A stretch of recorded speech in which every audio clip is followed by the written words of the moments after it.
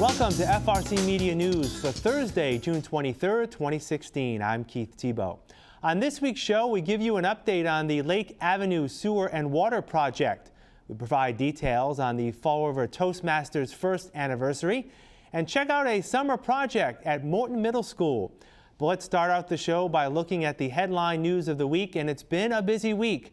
We're joined, as we are each week, by Will Richmond, the digital news editor at the Herald News. Hey, Will. Hey, Keith. How's it going? Good. Very busy week as we get toward the end of June. Let's start right off the bat with the fiscal 2017 city budget. Earlier this week, the Fall River City Council held its last public hearing on the budget, then had a special meeting where they voted 6-3 to reject the mayor's budget. First of all, Will, for those people who don't know, what's the initial ramifications of the rejection in and of itself? Then we'll get into what the mayor had to say yesterday.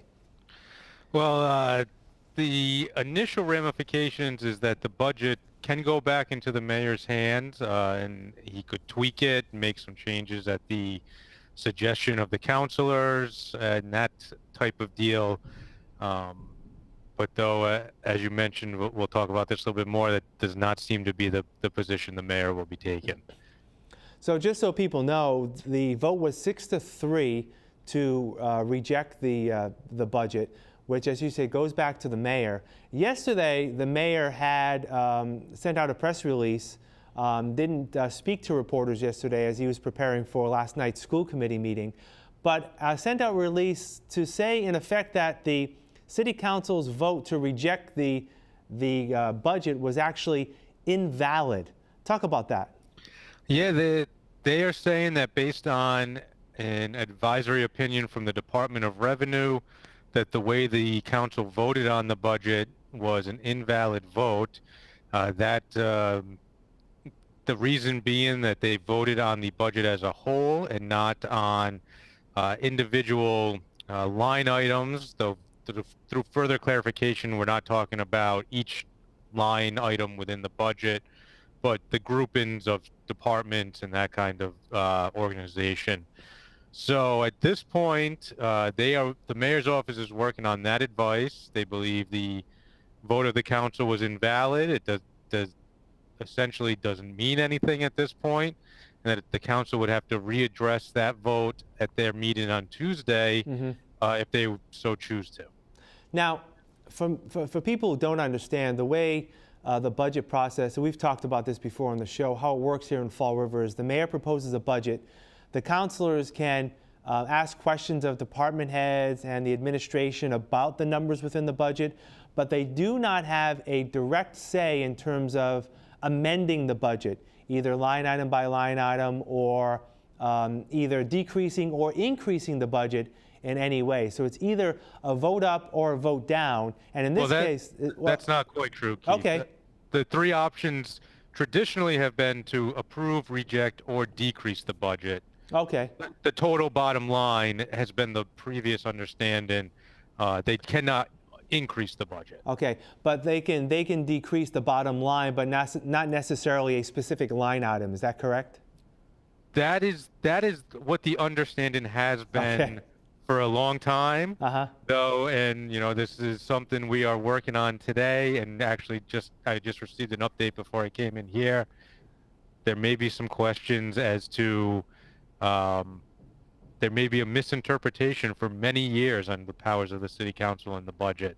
So that is something being looked into currently as we speak here on Thursday afternoon. Oh, all right. So more to come, no doubt about it. But basically, how it stands right now is it's back into the mayor's court, but the mayor, basically, because he thinks that the council's vote was invalid, he probably won't make any changes between now and Tuesday, correct? And just have the city council potentially vote on that again? Is that his thoughts? From our understanding at this point is he does not plan to adjust the budget, and that is with or without a so-called valid vote of the council. The mayor feels his budget is sound and is the budget that should move forward. So even if the council were to take the proper steps on Tuesday to reject the budget, the mayor is not prepared to make any adjustments at this time, it seems. All right. A couple of other points on this. The council, though, did vote at their meeting to approve the school department budget. And that also, the mayor says, is invalid because, in effect, they were breaking that out. Is that accurate? Correct. And it's long been my interpretation that they couldn't vote on separate items. I think there have been past years where that has occurred, but in the end, the vote on the budget as a whole, the total amount, is really the only vote that counts. Mm-hmm. But this year seems to be throwing everything into flux in terms of interpretations and understandings of how the laws affect the budget vote. So I guess we will see how that plays out. All right. One final thing we should bring up: if in fact a budget is not approved by July 1, which is a week from Friday, what happens in terms of city finances? Well, there are two separate possibilities. One, if the council refuses to take another vote, and this is going by the interpretation of the mayor and his administration, if they refuse to take another vote, then state law would indicate that the proposed budget would go into effect 45 days after it was sent to the council. So that roughly works out to July 9th, I believe. Mm-hmm. This would mean that there'd be no budget to operate the city between July 1st and July 9th under that scenario. Okay. If the city council does vote on the budget on Tuesday and chooses to reject it, then the city goes into a 1/12 budget situation, where essentially the budget gets broken up into 12 equal parts and runs on a month-to-month basis. Now, the wrinkle in this as well is that based on open meeting laws, the council would need to reconvene to approve the 1/12 budget. Because they're meeting on Tuesday and taking that vote then, they can't host a meeting until that vote has been taken. Right. And they know what they need to do. That would mean that the soonest they could come back is July 1st, which would mean there might be one day, July 1st, in which no budget is available. So it's a big mess. Yes, that's basically it's a mess. That's the easiest way to say it. And we're trying our best to simplify it for the viewers out there, but it is a complicated process. Let me just, before we move on to our other topic of discussion, how will this, in your estimation, impact the relationship between the council and the mayor? It's been 6 months. They've butted heads before. How do you think this will, impact that going forward? I mean, I've been covering Fall River. I've been at the Herald News for almost 12 years now. I've never seen a mayor take this kind of step. Year in and year out, the council has voted on the budget as a total number with no problems from, the sitting mayors at the time. Right. I don't think this is going over very well with councilors. But at the same time, there's a lot of people in the public who feel that the councilors are the ones standing in the way of the budget. Right. So, how the relationship between those two parties goes, not too well, but it's the voters that make the difference in the end. And I believe you was in the Herald about the last time that the city council did reject the budget. It had been some time, right? Did you guys figure that out? I believe they have never rejected the budget to the point where it reached a 1/12 situation. I do believe early in Will Flanagan's term, a budget was rejected. I think the reason being that the council wanted more money put into education. Mm-hmm. But the budget was sent back to the mayor's office. The mayor's office included more money. The council approved the budget before the fiscal year ended. So, I mean, the 1/12 situation will be a pretty new situation for Fall River. All right, well, stay tuned. And you mentioned the education budget. That dovetails perfectly into our next topic. The Fall River School Committee last evening voted to appoint Matthew Malone as the new superintendent of schools, replacing Meg Mayo Brown, who is leaving on July 1st to take a similar position in Barnstable. The initial vote was 4-3, and then the committee took another vote after that to unanimously appoint Mr. Malone. Malone, some of you may have remembered, was the Secretary of Education for the Commonwealth under Deval Patrick, also a former Brockton school superintendent. What do you think he brings to the table here in Fall River?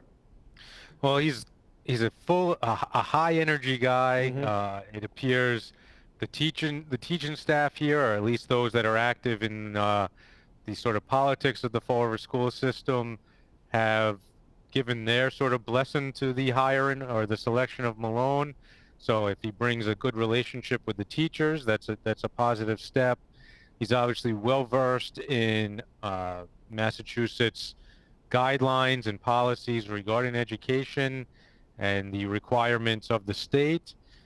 He's got connections throughout the state in terms of educational leadership. So, a good strong base there. So those would be some of the positives. He does have some familiarity with the district. He certainly made a number of visits down here as the education secretary, and he knows Meg Mayo Brown fairly well as well. Meg was, well known in the urban education circles. So, from his time as a superintendent in Brockton, as well as in the state position, he's got that familiarity about the district as well. Any reason to believe that he won't be able to start? I mean, they still have to negotiate a contract, but probably that should not be an issue between now and July 1st, from what you're hearing? At this point, given the financial situation in Fall River, I wouldn't doubt anything. But never say never. You never say never. But he currently is not employed in a district, so he doesn't have the hurdle of having to exit somewhere or wrap up a transition or anything like that. So it should come down to a matter of negotiating that contract.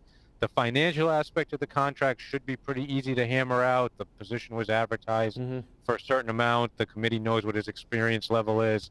It tends to be these sort of side items that take a little bit more time to finalize, but you'd hope with about a week until the start of July, that they'll be able to get this done. All right. Well, what's happening at the paper over the next few days? Well, this weekend we take a look back at the Vietnam Veterans Memorial Pool over at Lafayette Park. We're coming up on the 5th anniversary of the tragic death of Marie Joseph, who had drowned in the pool unknowingly, at the bottom of that pool for a number of days. So taking a look back on that situation in Sunday's paper. And as well, we will try to continue to wrap our heads around just what is going on with the Fall River budget ahead of July 1st. All right, very good. All right, Will Richmond, thanks for joining us. We'll talk again soon. All right, you have a good weekend, Keith. Thanks. We'll have more FRC Media News right after this. Here are some positions on the newest hot job list for the week of June 20th through the 26th. Restaurant host, job number 748-8799. Registered nurse, job number 749-2860. Medical records clerk, job number 748-4609. Licensed electrician, job number 748-8958. Lead preschool teacher, job number 746-7900. Human resource assistant, job number 747-5440. For more information, visit frcmedianews.org or call the Fall River Career Center at 508-730-5000. Welcome back. Fall River residents who live on Lake Avenue will now be able to tie into the city's water and sewer system. FRC Media News spoke with Terry Sullivan, the administrator of Community Utilities, who gives us the why behind the infrastructure project. Many of the customers many of them have older cesspools or septic systems that may be failing. Now when you sell a house, it has to be inspected, and when it's failed, if there is no sewer, you have to upgrade the septic system, which in some cases can be over $30,000. Many of them are on small lots where the wells are somewhat close to the septic systems. So by providing the utility there is a benefit to the customers. In addition, it's to protect the South Watuppa Pond. Failing septic systems cause nitrogen and phosphorus to leach to South Watuppa Pond. South Watuppa Pond currently has algae blooms every summer. in my opinion, directly related to the nitrogen and phosphorus. So this is one step to improving the water quality in Southwood Tupper Pond. Now, a septic system and a cesspool are two different animals, correct? I mean, septic systems will have to pass Title V, but a cesspool, that's kind of archaic. Cesspools are no longer allowed, and I don't believe there are any there, but we do run across them from time to time. So they don't meet the current requirements at all. So if a house does have a cesspool, the inspection is ended immediately because it just doesn't meet the requirements. But many of the septic systems are older and do need to be replaced. There's a lot of houses tightly packed together down there. The thought to put sewer into Lake Avenue goes back to the 1970s. The city didn't have the funding. Nowadays, we're able to put in low-pressure sewer systems, which are much cheaper to install. For us, more expensive for the customer to connect to because they have to have their own pump, but it allows us to expand the service out to that area. Paul Ferland serves as project manager for community utilities. He explains that this is the first time in decades that Lake Avenue residents have access to city utilities. He gives affected residents a few tips on what to remember when tying their septic systems into city-owned sewer and water. On the installation, there's a couple of different things that the residents should remember. For the installation, they need to use a licensed drain layer from the list. You know, there was a notice sent out to all the residents attached to the list of the licensed drain layers. There are certain things that once the drain layer is installing it, check valve is one very important thing that they need to be aware of that gets installed. That's in between, gets installed in between the curb stop shut off and the pump that's at their house. Each one of these individual houses, as Terry said, it's a low pressure force main system. Each individual house will have their own pump and their own pump chamber. That's the homeowner will have to maintain that. You know, periodically they should have it inspected and checked, and they'll have to take care of all the maintenance related to all that. For more information on this project, you can check out the City of Fall River's website. The Fall River Toastmasters Club, established in the city to help members hone their public speaking skills, is celebrating its one-year anniversary today, June 23rd. President Ryan Levesque talks to Donna Mata about how people deal with the fear of public speaking when they first join the club. So what kind of tips would you give to people as a club member to get over that nervousness? Sure. I think the biggest thing is just to lean into the fear.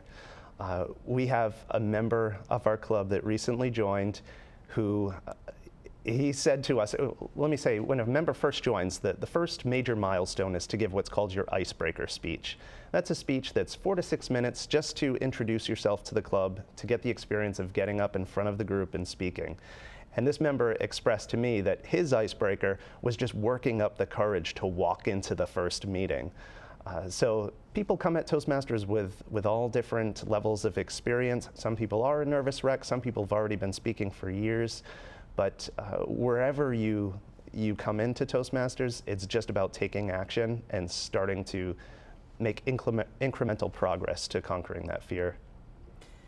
The icebreaker speeches, from what I understand, you can talk about yourself. Yes. Which makes it easy because you know people know about themselves. Yeah. So do they have to do the 4 to 6 minutes? I mean, can some people just say, oh, I can only do a minute? I mean, how do you handle that? Sure, yeah. Well, the target would be to get to at least 4 minutes in the speech, but you could take up to 6. I don't think I've ever seen at all the clubs I've belonged to over the years anyone not make at least that 4-minute mark. Sometimes it's stumbling through it or, clutching the lectern, but people will get through it nevertheless. That's very exciting. And I know that it's a relatively new club in Fall River.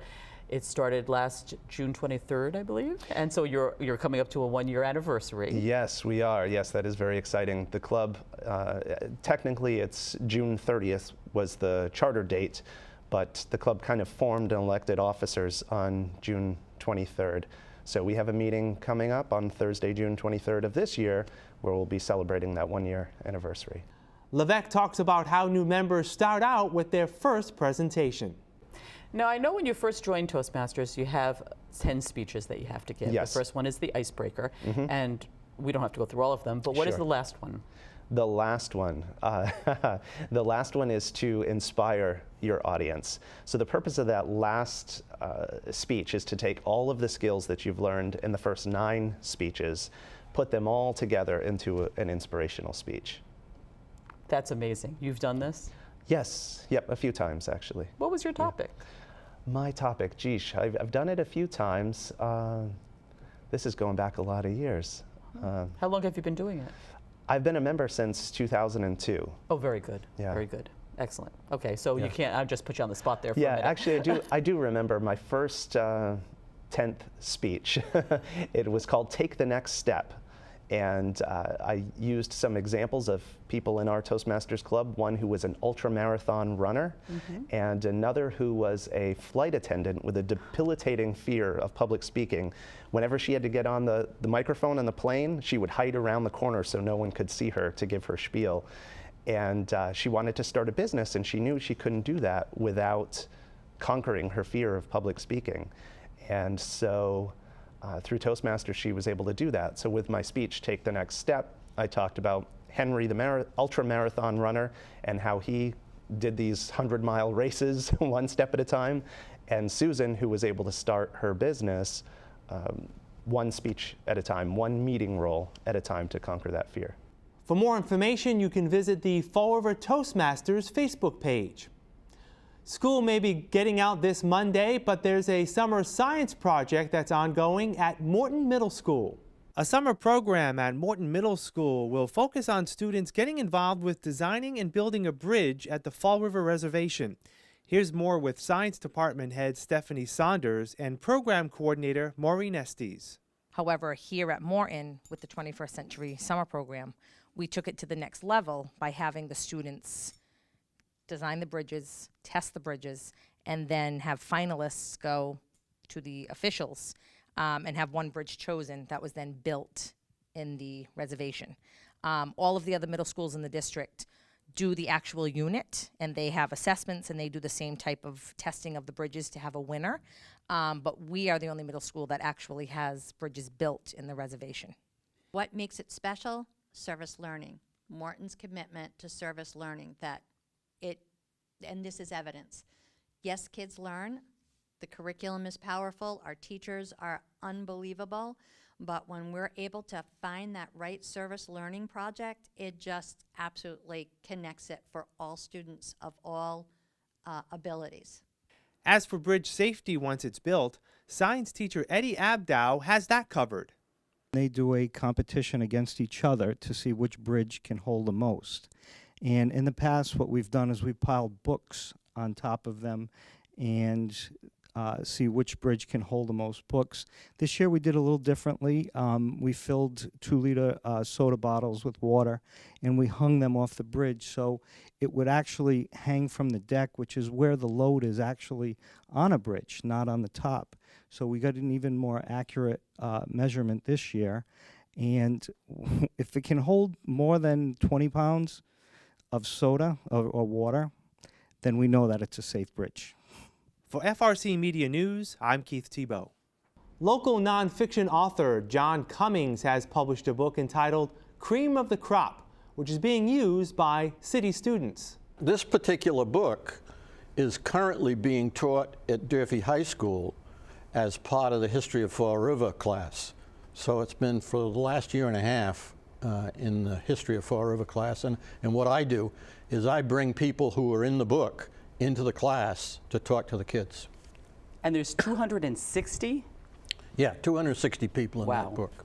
Wow, that's fascinating. So that took quite a bit of time. And I had to get in touch with every one of them to ask their permission to include them and to get information from them. And this book took you how long to write? Oh, about 2 years. Yeah, about 2 years, and that's a pretty good time frame considering all those people. People were very responsive, and people coming to Durfee. I mean, Morton Dean's come twice to Durfee. They've been wonderful. That's excellent. Yeah. And for those interested in reading it, it's called Cream of the Crop: Fall River's Best and Brightest. Wow, wow. All right, and now we have your The current book. current book, It's not the called- last book. No, not the last. I hope not the last book. You never know. Lobster Tales, and that's the story of the ownership of the Back Eddy restaurant, Moby Dick restaurant in Westport, where I'm sure many people have gone. So you don't have to be from Westport to enjoy these books. We'll have more FRC Media News right after this.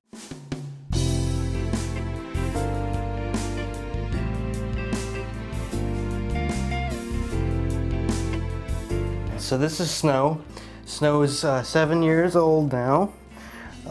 She's very sweet, but she doesn't always take to new people immediately, which is why she's been here for so long. She's been here about, or at least 2 months now. I forget exactly how long because it's been a while. But because of the fact that she doesn't normally take to people super quickly, a lot of people have been turned off towards her. They come in, they expect a bond immediately, which is not something that is going to happen, particularly in her case. But she's very sweet, very lovable, and you should come down and find out for yourself, because I'm telling you, you won't regret it. Meet Tom. He is approximately 4 years old. He came to us as a stray. He is very comfortable in his own skin, and he's very amusing in a way. Say, for instance, the other day when he went to get his neuter, he escaped his cage, and then they found him on the hearth, just relaxing, and put him back in his cage. But he was quite comfortable wherever he is.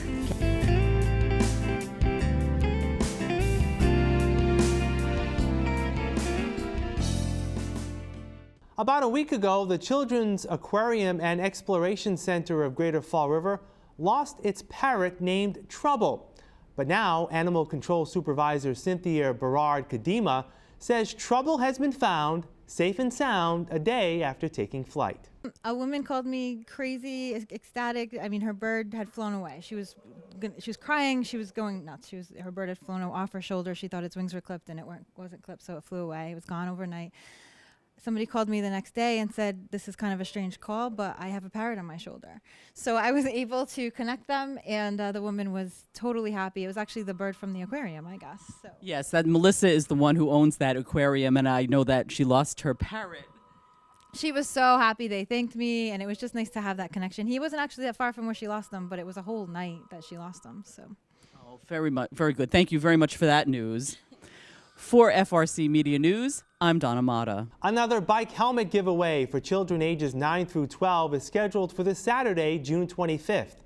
The event is being sponsored in part by the nonprofit organization Mass in Motion. Bell helmets will be given away between 10 a.m. and noon at Britland Park. Now, while FRC Media News was gathering information for this story, Donna Mata ran into a couple walking hand in hand along the bike path near the South Watuppa Pond. Now you've been married, you said 54 years. Going to be 54.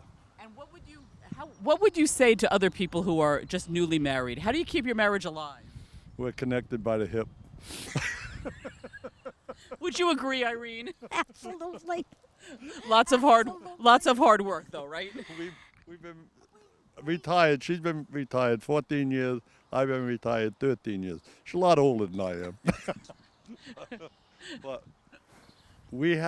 I don't think we spent 2 days without being with each other in that retirement years. Of course, when I was working, I had to spend a day away from her, but after that, we're always together. No matter what we do, she's with me, I'm with her. That's all for this edition of FRC Media News. You can catch FRC Media News Thursday and Friday at 6 p.m. and online 24/7 at frcmedianews.org. For all of us here at FRC Media News, I'm Keith Tebow. Have a great week, and we'll see you next Thursday.